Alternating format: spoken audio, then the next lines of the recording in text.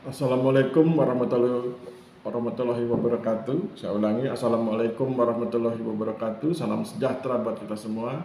Sahabat-sahabatku sekalian, terima kasih berkenan menyaksikan video ini. Perkenalkan, saya Aristiono Nugroho, Asosiat Profesor di Sekolah Tinggi Pertanahan Nasional.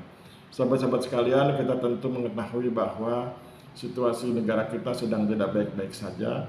Ada semacam ketegangan begitu, dan saya pikir ketegangan itu berawal dari berkurangnya simpati dan empati. Simpati itu artinya kita peduli pada penderitaan orang lain. Empati itu artinya kita turut merasakan apa yang menjadi penderitaan orang lain. Dan itu yang nampaknya kemudian sedang menurun derajatnya di Indonesia, terutama kemudian kalau kita kaitkan dalam konteks antara kelompok the have, orang-orang di kelas atas, dengan kelompok di kelas bawah. Jadi yang di atas nampaknya kurang empati dan simpati kepada yang kelas bawah, sehingga kemudian kelas bawah juga meresponnya menjadi kurang menghargai kalaupun sahabat-sahabat di kelas atas berjuang untuk mereka juga. Jadi kelemahannya adalah pada simpati dan empati. Dan saya tidak ingin menyalahkan para pihak, saya hanya ingin mencoba menemukan akar masalah dan kemudian memberi solusi. Kalau ditanya bagaimana solusinya, maka saya pikir empati dan simpati itu harus diajarkan di perguruan tinggi, di SMP, SMA, bahkan kemudian SD, agar kemudian orang terbiasa berempati dan bersimpati, sehingga kemudian bisa saling menghargai. Jadi yang kelas atas berempati dan simpati dengan yang kelas bawah, yang kelas bawah kemudian menghormati, mengapresiasi perjuangan kelas atas untuk kepentingan bersama. Bila itu terjadi, itu sangat indah. Dan kemudian pertanyaannya adalah bagaimana cara menanamkannya. Maka saya pikir penting buat kita untuk belajar sosiologi. Mengapa saya menawarkan sosiologi? Sosiologi itu bicara tentang bagaimana kita berinteraksi dengan orang lain, bagaimana kita berkomunikasi dengan orang lain, bagaimana kita membangun hubungan agar kemudian hubungan itu menjadi nampak menyejahterakan. Sahabat-sahabat di kelas atas bisa tetap sejahtera, dan sahabat-sahabat di kelas bawah bisa didorong untuk menjadi sejahtera. Sesudah itu kemudian bisa nampak menjadi adil. Kalau kemudian sama-sama sejahtera kan kemudian menjadi adil, tentu dengan level kesejahteraan yang berbeda. Kan tidak harus sama ya, tapi sama-sama sejahtera tapi levelnya berbeda. Itu adalah sebuah keadilan, dan kemudian dari situ bisa dibangun harmoni. Saya berpandangan bahwa bila bangsa ini berkenan belajar sosiologi, bila bangsa ini berkenan menanamkan empati dan simpati pada diri masing-masing, maka bangsa ini akan menjadi bangsa yang cenderung lebih adil, cenderung lebih sejahtera, dan cenderung lebih harmoni. Ketika saya bilang belajar sosiologi, tentu saya tidak menuntut semua untuk menjadi sarjana sosiologi. Saya pikir belajar sosiologi itu tidak harus di perguruan tinggi, tidak harus di SD, SMP, SMA. Dimanapun Anda bisa belajar sosiologi. Oleh sebab itu, channel YouTube saya adalah channel YouTube yang dipersembahkan untuk sahabat-sahabat sekalian yang ingin belajar sosiologi, yang berkenan memperhatikan sosiologi, yang berkenan untuk coba mendengar sedikit, memperhatikan sedikit tentang hal-hal yang bernuansa sosiologi. Nah, sekarang mari kita juga perhatikan bahwa di media sosial kita tahu ada berita bahwa sosiologi menjadi kurang begitu diminati di perguruan tinggi. Dia tetap ada, tapi minatnya menurun, dan orang lebih cenderung ke program atau prodi atau jurusan yang bersifat lebih teknikal. Orang bahasa gampangnya mereka bilang lebih mudah mencari kerja sesudah kuliah di program studi itu, lebih mudah mencari pekerjaan sesudah belajar ilmu di jurusan itu. Maka kemudian sosiologi nampak menurun minatnya. Hal yang ingin saya sampaikan adalah kalau bicara sosiologi itu bukan semata-mata bicara bekerja yang hanya sosiologi. Memang kalau bicara sosiologi kan, kalau Anda sosiolog, Anda bisa menjadi konsultan, Anda konsultan publik begitu, konsultan dalam rangka memberi masukan, nasihat, penjelasan tentang dinamika masyarakat. Anda juga bisa menjadi peneliti, researcher yang meneliti tentang masyarakat untuk kemudian disampaikan kepada pihak yang membutuhkan. Anda juga bisa jadi dosen dan lain-lain. Itu memang kalau Anda sosiolog, Anda belajar sosiologi, Anda kuliah bidang sosiologi. Tetapi kan tidak semua orang harus begitu. Tetapi kemudian yang ingin saya sampaikan adalah apapun ilmu yang Anda miliki, bidang pekerjaan apapun yang Anda tekuni, Anda butuh sosiologi, karena di situ Anda bisa belajar tentang dinamika masyarakat, dan nanti seperti yang saya sampaikan di awal, Anda bisa punya empati dan simpati, dan berbekal empati dan simpati itu Anda bisa kemudian menjalankan profesi Anda dengan lebih baik. Itu yang ingin saya sampaikan. Kemudian mari kita coba perdalam apa yang saya maksud dengan bahwa tidak harus menjadi sarjana sosiologi, tetapi apapun ilmu yang Anda tekuni, Anda membutuhkan sosiologi, dan itu bisa diperoleh tidak harus kuliah, tapi bisa dengan membaca buku sosiologi, mendengar video-video tentang, memperhatikan atau menyimak video sosiologi, atau mendengarkan audio tentang sosiologi. Pokoknya banyak cara, apalagi sekarang zaman digital, banyak cara untuk belajar sosiologi. Ya. Mari kita coba perdalam pelan-pelan. Setiap profesi, setiap karir, setiap pekerjaan yang kita geluti, pada dasarnya adalah panggung besar tempat manusia berinteraksi. Dari kantor yang berteknologi tinggi hingga sawah yang membentang luas, dari ruang operasi yang steril hingga pasar yang riuh, kita tidak pernah berurusan dengan benda mati, kode, atau angka semata. Kita selalu berurusan dengan manusia. Ini adalah sebuah kebenaran fundamental yang sering luput dari pandangan.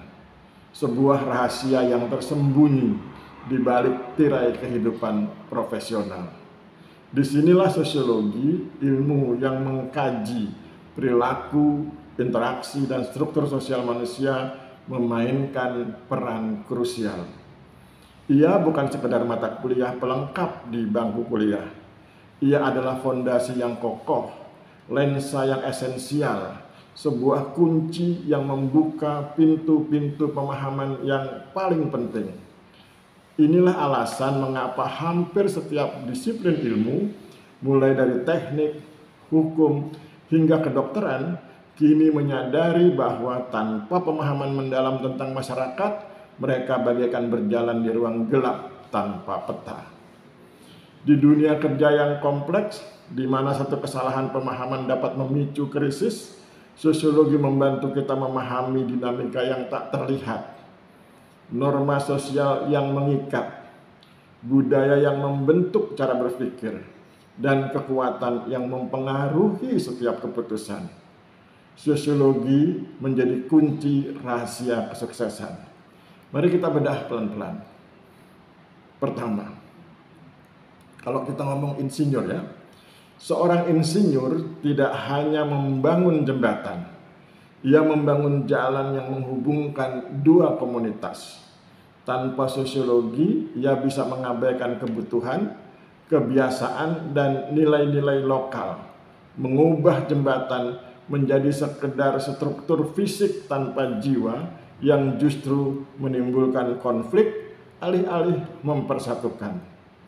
Ia mungkin membangun jalan yang memecah belah komunitas atau merusak situs sakral tanpa menyadarinya, menciptakan ketegangan sosial yang bertahan lama. Contoh nyata adalah pembangunan dam, waduk begitu ya, yang mengusir penduduk asli tanpa mempertimbangkan ikatan spiritual mereka dengan tanahnya, atau pembangunan perumahan mewah yang mengabaikan kebutuhan hunian terjangkau sehingga kemudian memperdalam jurang sosial ekonomi.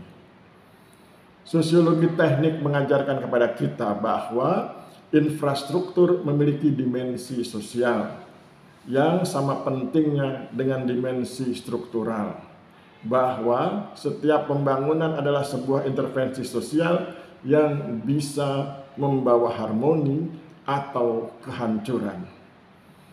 Sekarang kita bicara tentang manajer pemasaran.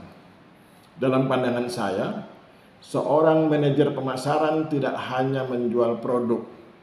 Ia menjual sebuah ide, sebuah identitas, dan sebuah aspirasi.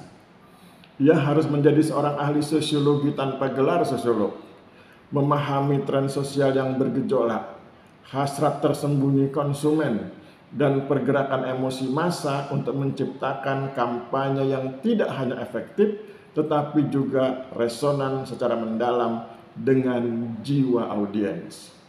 Ia tahu bahwa sebuah produk tidak hanya dibeli karena fungsinya, tetapi karena status sosial atau nilai-nilai yang diwakilinya. Kegagalan memahami dinamika ini bisa membuat kampanye yang mahal menjadi lelucon yang cepat dilupakan. Seperti iklan yang menggunakan stereotip kuno atau mencoba meniru tren yang sudah usang.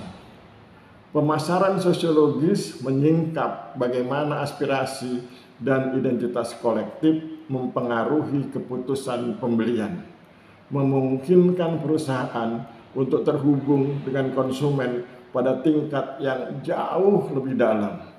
Ini adalah seni membaca budaya, bukan sekedar statistik penjualan. Itu manajer pemasaran. Sekarang kita beralih ke profesi dokter. Bagi saya, dalam pemahaman saya, seorang dokter tidak hanya mengobati penyakit fisik, ia mengobati seorang manusia seutuhnya.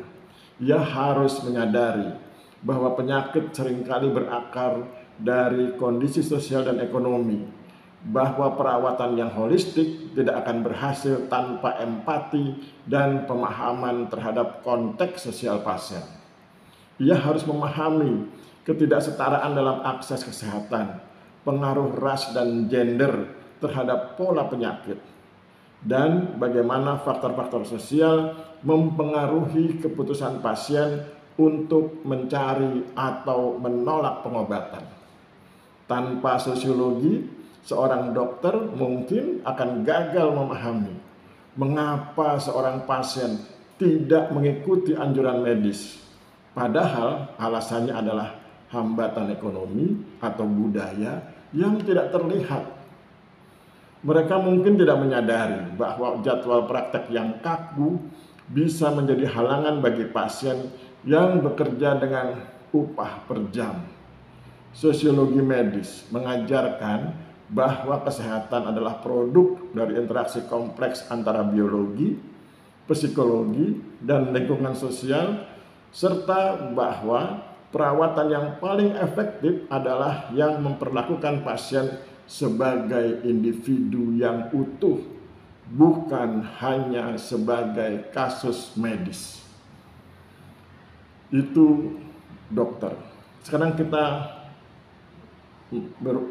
bergeser ke pengembang perangkat lunak. Kita kan sering lihat ada orang mengembangkan aplikasi dan seterusnya. Saya menyebutnya sebagai pengembang perangkat lunak. Dalam pandangan saya, seorang pengembang perangkat lunak tidak hanya menulis kode. Ia menciptakan teknologi yang akan membentuk cara masyarakat berinteraksi, bekerja, dan hidup. Tanpa sosiologi, ia bisa menciptakan teknologi yang justru mengalinasi, membuat seseorang menjadi terasing, memperburuk ketidaksetaraan digital, atau bahkan menimbulkan masalah sosial baru seperti cyberbullying, penyebaran misinformasi, atau filter bubble. Sosiologi teknologi membantu mereka melihat bagaimana kode yang mereka buat dapat mengubah struktur sosial secara fundamental dan mengambil tanggung jawab etis atas inovasi mereka. Misalnya, memahami bias algoritmik yang bisa memperkuat prasangka rasial atau gender dalam sistem perekrutan, atau menyadari bahwa media sosial yang dirancang untuk meningkatkan interaksi justru dapat memicu kecemasan dan isolasi. Ini adalah sebuah panggilan untuk merancang teknologi dengan hati nurani sosial. Kemudian kita bergeser ke pendidik. Dalam pandangan saya, seorang pendidik tidak hanya mengajarkan kurikulum yang membentuk masa depan bangsa. Guru dan administrator yang menggunakan kacamata sosiologi akan menyingkap akar masalah di balik perilaku siswa. Mereka akan memahami peran sekolah sebagai agen perubahan sosial, dampak ketidaksetaraan sosial terhadap capaian akademis, dan bagaimana menciptakan lingkungan belajar yang tidak hanya efektif tetapi juga inklusif dan empatik. Saya ulangi kalimatnya, menciptakan lingkungan belajar yang tidak hanya efektif tetapi juga inklusif dan empatik. Ini kalau guru dan administratornya berkenan mempelajari sosiologi. Mereka tahu bahwa seorang siswa yang datang dari keluarga miskin mungkin menghadapi tantangan yang tidak terlihat oleh orang lain, dan bahwa pendidikan harus menjadi alat untuk memutus siklus kemiskinan dan bukan sebaliknya. Mereka akan memahami dinamika kelas dan cara mengatasi masalah seperti bullying atau marginalisasi. Sosiologi pendidikan membantu mereka melihat sekolah bukan hanya sebagai tempat untuk menimba ilmu, tetapi sebagai sebuah institusi sosial yang mereplikasi atau menantang ketidaksetaraan yang ada di masyarakat. Sosiologi bukanlah sekedar teori di buku tebal, ia adalah alat praktis yang mengubah cara kita melihat dunia kerja, membantu kita menjadi profesional yang lebih efektif, adaptif, dan manusiawi. Yuk kita lihat contohnya. Kita akan lihat contohnya dalam hal bisnis dan manajemen. Melalui sosiologi, Anda tidak hanya memimpin tim, ini konteksnya adalah bisnis dan manajemen ya. Melalui sosiologi, Anda tidak hanya memimpin tim, Anda memahami arsitektur sosial di balik sebuah organisasi. Anda akan menyingkap budaya perusahaan yang tersembunyi, dinamika kekuasaan yang tidak diakui, dan motivasi yang sesungguhnya mendorong karyawan. Anda akan menjadi pemimpin yang memahami apa yang dibutuhkan timnya secara emosional dan sosial, dan bukan hanya finansial. Anda akan tahu cara membangun tim yang kohesif, mengelola konflik, dan mendorong inovasi dengan menciptakan lingkungan yang aman secara psikologis. Sosiologi organisasi memberikan wawasan tentang bagaimana struktur hierarki mempengaruhi alur informasi, bagaimana kelompok informal terbentuk, dan bagaimana perubahan kecil dalam prosedur kerja dapat mewakili atau dapat memiliki dampak besar pada moral karyawan. Memahami sosiologi juga berarti mampu merancang kebijakan perusahaan yang adil dan inklusif dari proses rekrutmen hingga promosi, yang tidak hanya meningkatkan produktivitas tetapi juga menciptakan lingkungan kerja yang bermakna bagi setiap individu. Itu tentang sosiologi ketika berada di kegiatan bersifat bisnis atau dan manajemen. Sekarang kita bergeser ke hukum dan keadilan. Bagi sahabat-sahabat yang bergerak di bidang hukum dan keadilan, bagi sahabat-sahabat yang berkenan belajar sosiologi tentu akan paham bahwa sistem hukum bukanlah menara gading. Sosiologi hukum membongkar bagaimana aturan dan undang-undang mempengaruhi kelompok sosial yang berbeda, menyorot di ketidakadilan yang terselubung, dan mendorong sistem yang lebih adil dan merata. Seorang pengacara atau hakim yang memahami sosiologi akan melihat di luar pasal-pasal dan melihat dampak nyata dari keputusan hakim terhadap masyarakat. Mereka akan menyadari bagaimana faktor-faktor seperti kelas sosial, ras, atau etnis dapat mempengaruhi hasil sebuah persidangan, dan bagaimana hukuman dapat memperburuk ketidaksetaraan sosial.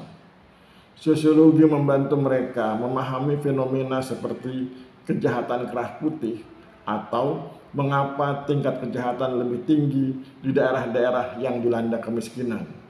Bukan hanya sebagai masalah moral, tetapi sebagai produk dari kondisi sosial dan ekonomi. Sosiologi hukum memberikan perspektif bahwa keadilan tidak hanya tentang menegakkan aturan, tetapi juga tentang mengupayakan agar aturan tersebut mampu melayani semua lapisan masyarakat secara setara.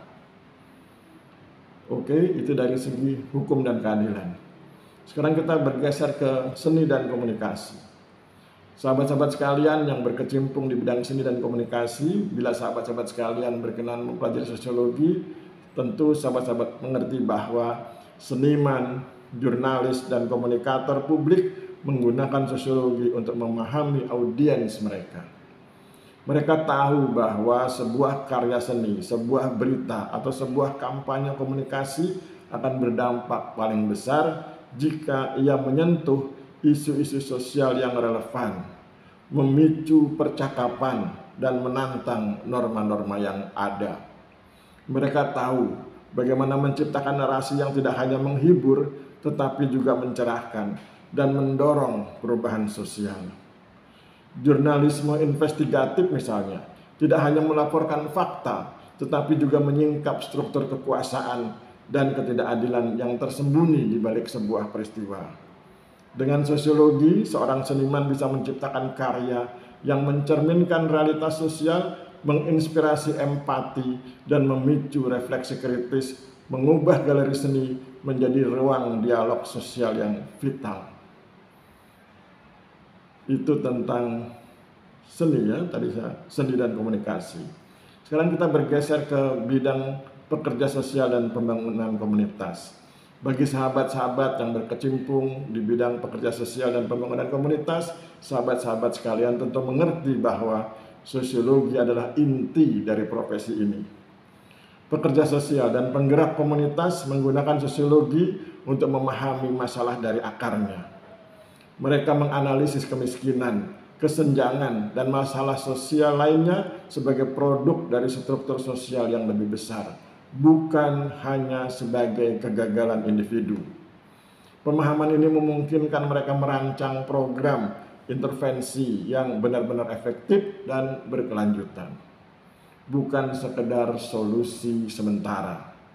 Mereka akan tahu bahwa memberikan makanan saja tidak cukup jika akar masalahnya adalah kurangnya lapangan kerja atau diskriminasi sistemik.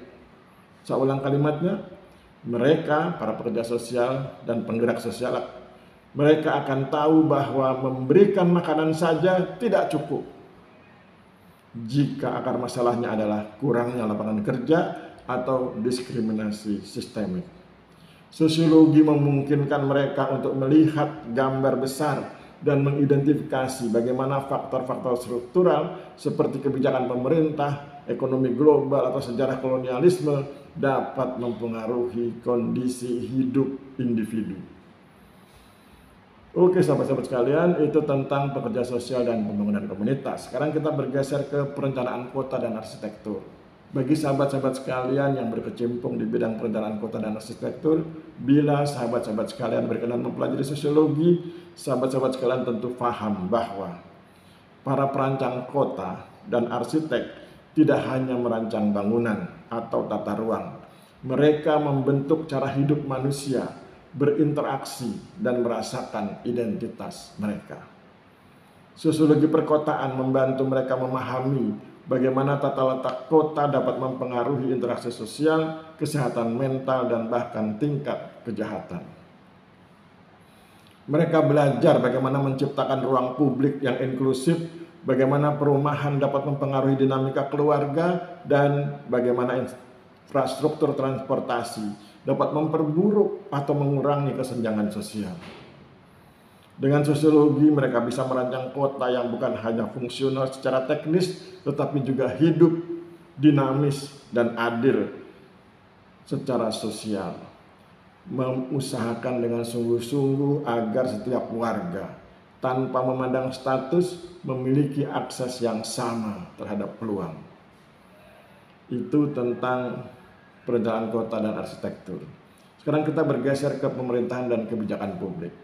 Sahabat-sahabat sekalian yang berkecimpung di bidang pemerintahan dan kebijakan publik, bila sahabat-sahabat sekalian berkenan mempelajari sosiologi, maka sahabat-sahabat sekalian tentu paham bahwa para pengambil keputusan di pemerintahan tidak dapat menciptakan kebijakan yang efektif tanpa pemahaman mendalam tentang masyarakat.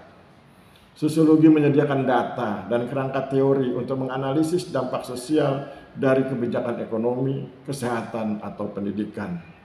Seorang politisi yang memahami sosiologi akan menyadari bahwa kebijakan yang terlihat netral di atas kertas bisa memiliki dampak yang sangat berbeda pada kelompok sosial yang berbeda, memperburuk kesenjangan atau menciptakan resistensi yang tidak terduga. Mereka akan tahu bahwa kebijakan yang gagal adalah kebijakan yang tidak memahami masyarakat yang seharusnya dilayani. Saya ulangi kalimatnya, mereka akan tahu bahwa kebijakan yang gagal adalah kebijakan yang tidak memahami masyarakat yang seharusnya dilayani. Sekarang kita bergeser ke bidang yang lain, ke hubungan internasional dan diplomasi. Sahabat-sahabat yang bergerak di bidang hubungan internasional dan diplomasi, bila sahabat-sahabat sekalian berkenan mempelajari sosiologi, tentu sahabat-sahabat sekalian akan paham bahwa di panggung global, sosiologi membantu diplomat dan ahli hubungan internasional memahami kompleksitas budaya, norma, dan nilai-nilai yang mendasari hubungan antar negara. Mereka akan melihat di luar kekuatan militer atau ekonomi dan memahami bagaimana identitas nasional, konflik etnis, dan gerakan sosial mempengaruhi politik global. Seorang sosiolog global akan tahu bahwa sosiologi global membantu mereka merancang strategi diplomasi yang sensitif secara budaya, membangun jembatan antar bangsa, dan memahami akar konflik yang seringkali berasal dari ketidaksetaraan dan ketidakadilan sosial. Pada akhirnya setiap pekerjaan adalah sebuah perjalanan di antara manusia.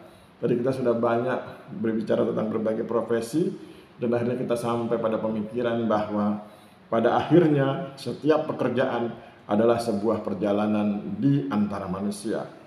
Tanpa pemahaman tentang bagaimana manusia berinteraksi, berorganisasi, dan dipengaruhi oleh lingkungannya, kita berisiko menjadi profesional yang kompeten secara teknis tetapi buta secara sosial. Saya ulang kalimatnya, tanpa pemahaman tentang bagaimana manusia berinteraksi, berorganisasi, dan dipengaruhi oleh lingkungannya, maka kita berisiko menjadi profesional yang kompeten secara teknis tetapi buta secara sosial. Kita akan menjadi ahli dalam bidang kita, namun gagal untuk terhubung, beradaptasi, dan memberikan dampak yang berarti. Kita akan membangun menara gading yang kokoh tetapi kosong dari makna. Sosiologi adalah ilmu yang memberikan kita kacamata ajaib yang menyingkap lapisan-lapisan realitas sosial. Ia membantu kita membaca sinyal-sinyal yang tidak terucapkan, memahami motif yang tersembunyi, dan mengenali struktur kekuasaan yang mengendalikan dunia. Jadi, ketika kita melihat kesuksesan seorang pemimpin, seorang ilmuwan, atau seorang seniman, kita seharusnya melihat lebih dari sekedar bakat atau kerja keras. Kita harus melihat pemahaman mendalam mereka tentang manusia. Pemahaman itulah yang membedakan seorang profesional yang baik dari seorang visioner yang mengubah dunia. Sosiologi adalah kunci untuk membuka potensi tersebut dalam diri kita masing-masing. Bagi Anda yang merasa tertinggal dan ingin menyingkap rahasia ilmu sosiologi, saya persilakan mengunjungi channel YouTube saya, Aristiono Nugroho. Di sana Anda bisa menemukan kunci untuk memahami dunia yang Anda tinggali selangkah demi selangkah. Tentu belum sempurna videonya, tapi kemudian perlahan-lahan kita akan menyampaikan hal-hal yang terkait dengan sosiologi yang mudah-mudahan mencerahkan. Saya pikir demikian, mohon maaf bila terjadi kesalahan, saya akhiri. Terima kasih berkenan menyaksikan video ini. Wabillahi taufik wal hidayah. Wassalamualaikum warahmatullahi wabarakatuh.